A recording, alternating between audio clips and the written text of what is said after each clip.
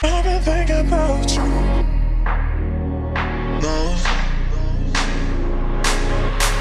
I've been thinking about you. Mostly.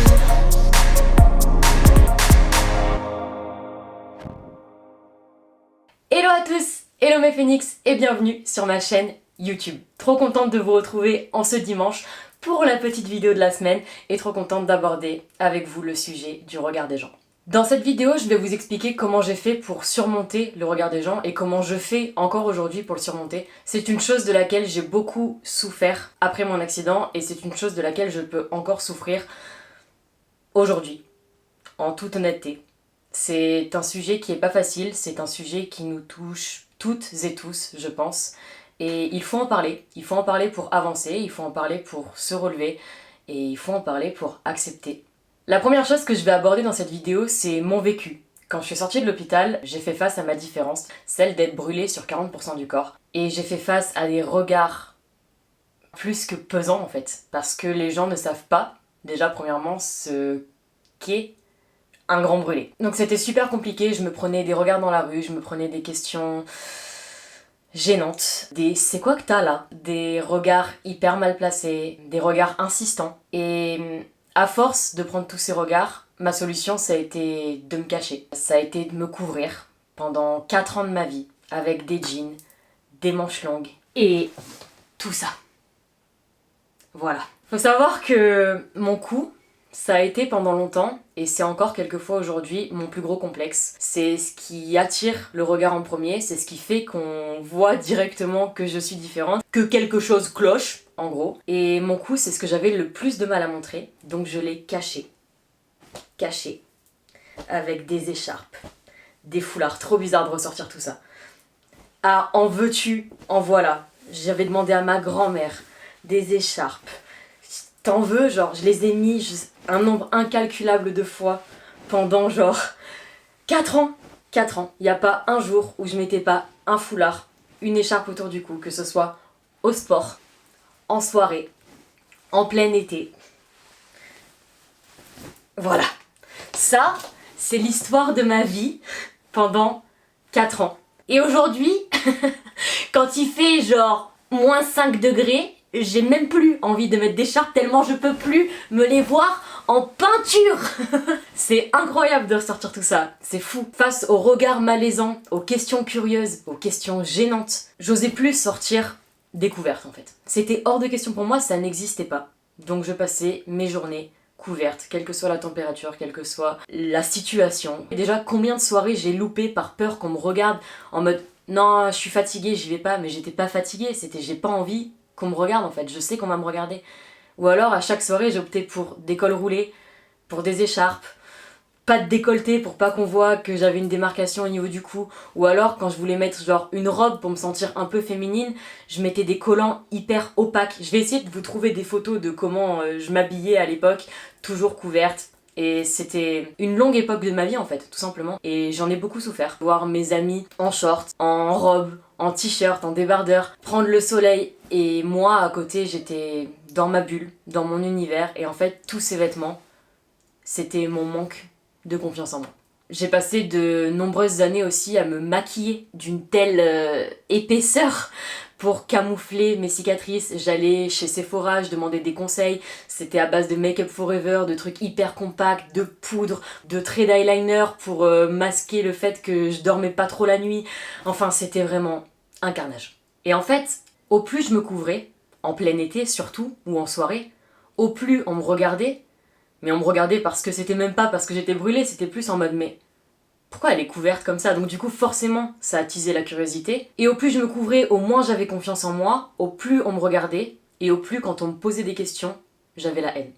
J'avais la haine contre les gens, j'avais la haine contre la vie, je supportais pas qu'on me regarde et je me cachais encore plus. C'était vraiment le serpent qui se mordait la queue. C'était un gros cercle vicieux en fait, qui a duré 4 ans. Et un jour, la vie fait que on vous met face à des personnes, on vous met face à des situations en vue desquelles vous êtes obligé d'avancer. Et face à ces situations, il y a un moment où vous décidez de prendre tout votre manque de confiance et de l'envoyer péter. J'ai démonté ma lumière, tout va bien. Réglage de la lumière. Dans ces anecdotes, il y en a une qui m'a vraiment marquée. J'étais à la table d'un restaurant et il y a un monsieur qui me regardait, mais c'était perçant. C'était intense et je comprenais pas pourquoi il me regardait autant, mais c'était ultra gênant. Et je savais qu'il regardait mes cicatrices, je savais que c'était ma différence qui l'intriguait. J'ai laissé passer 10 minutes, 15 minutes, une demi-heure. Et au bout d'un moment, j'ai juste pris mon courage à deux mains. Je me suis levée et j'ai été voir cet homme.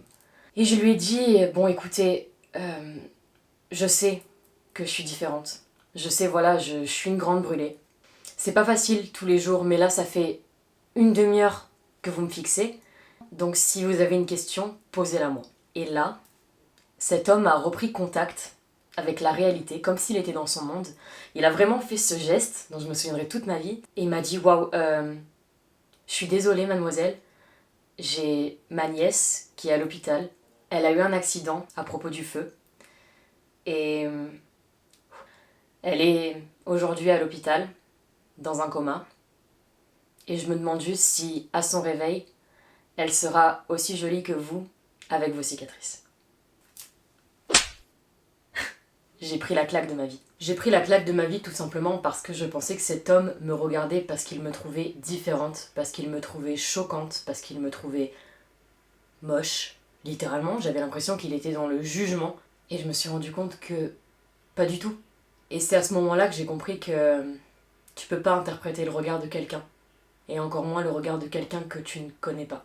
Il y a eu une deuxième anecdote comme ça. J'ai fait 2 voyages en Espagne, un en 2015, un en 2017.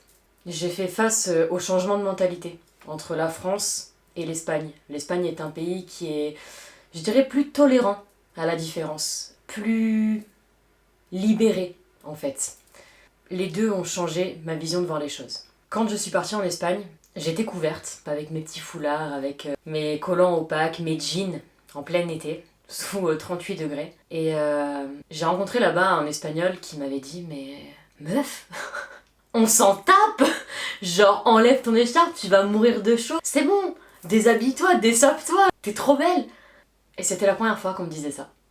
Et j'oublierai jamais ce gars parce que par son ouverture d'esprit, il m'a juste fait prendre conscience que déjà je pouvais plaire avec mes cicatrices et en étant couverte, mais que je pouvais surtout me découvrir.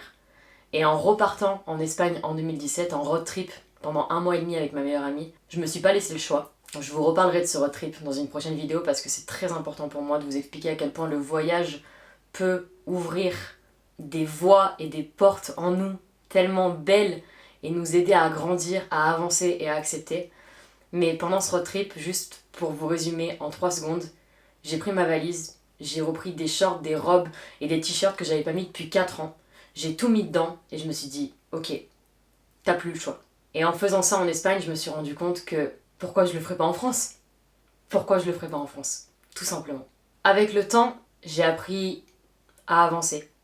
J'ai appris à m'accepter. Et j'ai surtout appris à aimer mes cicatrices. Elles font partie de mon histoire. Elles m'ont fait grandir et elles ont fait de moi ce que je suis aujourd'hui. Par rapport au regard des gens, si j'avais des conseils à vous donner, je vous donnerais cela. Le premier, comme je l'ai dit tout à l'heure, c'est que tu peux pas interpréter le regard de quelqu'un que tu ne connais pas.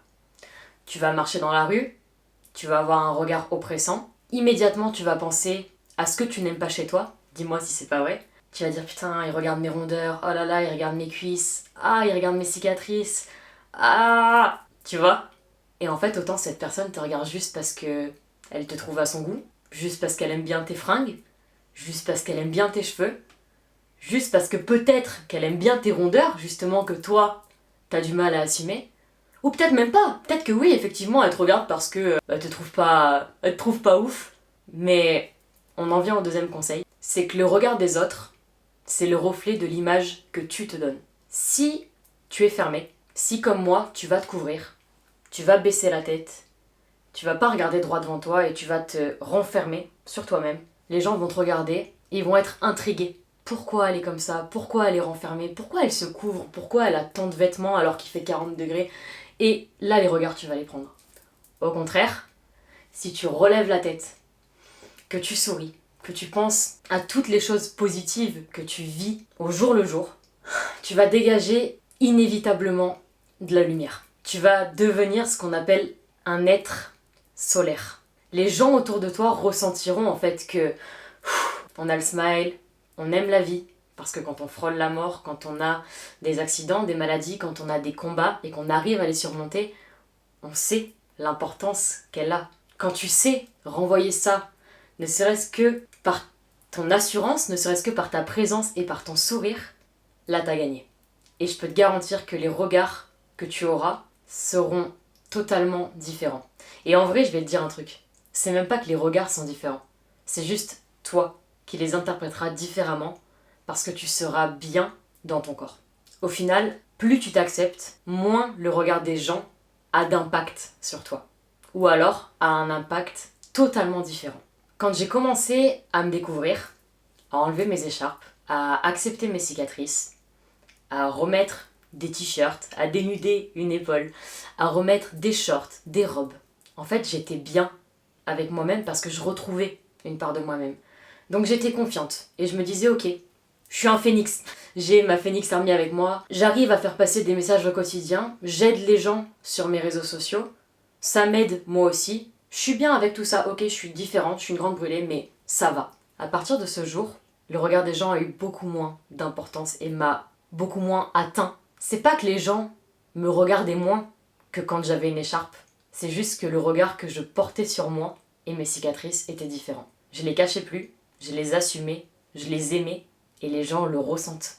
Au final, accepter le regard des gens, accepter le regard que les autres peuvent porter sur nous, c'est s'accepter soi-même. Les deux vont ensemble. Et comme on dit, le positif attire le positif. Et une image positive de toi, et confiance en toi, en ce que tu es, et les gens auront un regard différent et tu l'interpréteras différemment. Il y a ce qu'on appelle, dans toute cette situation, l'effet miroir. C'est super important. La première question que tu dois te poser par rapport au regard que les gens ont sur toi, c'est est-ce que moi, j'ai pas le même regard sur eux? Je te pose une colle.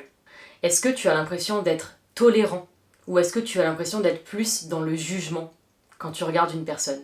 Question. Par exemple, une mère, elle va engueuler son enfant dans la rue. Est-ce que tu vas plus être là en mode waouh, elle abuse, comment elle parle à son gosse? Ou est-ce que tu vas plus être là en mode waouh, elle doit être trop fatiguée, son gosse il a dû faire un caprice de ouf, elle doit être éreintée. C'est la subtile différence. Et en fait, si tu arrêtes de porter des jugements et qu'au contraire tu deviens tolérant, tu essaies d'être compréhensif avec les personnes qui t'entourent, les réactions qu'elles peuvent avoir, ça ressurgira instantanément sur toi. Si tu ne juges pas les gens, effet miroir, ça reviendra directement sur toi et le regard des gens t'atteindra beaucoup moins. Je finirai cette vidéo par te dire que, au final, ton bonheur ne dépend pas du regard des gens. Ton bonheur, c'est toi, ce que tu construis, comment tu te sens avec toi-même, où tu veux aller, comment tu veux y aller. C'est toi qui décides de tout ça. Et les gens te regarderont toujours. C'est juste à toi de l'interpréter comme tu le veux. Si tu veux que le regard des gens soit positif avec toi-même. Prends le regard, n'importe quel regard, comme du positif. Dis-toi juste, ok, cool, hey, il m'a regardé, bon, il aimait sûrement bien mes fesses. Ça passe tout le temps. C'est juste dans ton mental, c'est juste dans ta tête. Focalise-toi sur tes qualités. Focalise-toi sur ce que tu es. Focalise-toi sur ce qui te plaît. Et tu verras, tout changera.